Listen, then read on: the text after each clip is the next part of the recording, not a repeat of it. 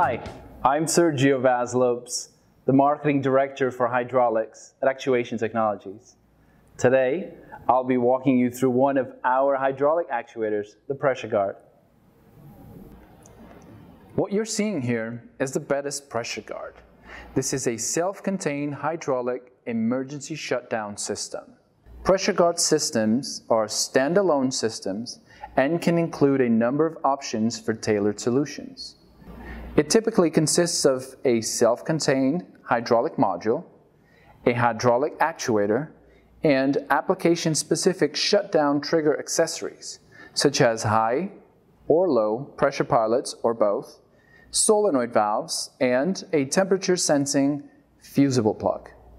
Through robust design and quality construction, minimal maintenance is required. The Bettis Pressure Guard systems can be configured for rotary, hydraulic spring return actuators for use with ball, plug, and other quarter-turn valves, as well as linear operated valves.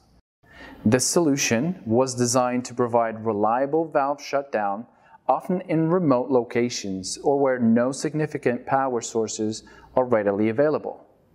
Ideal for production wellheads and custody transfer points where automatic valve ESD is required.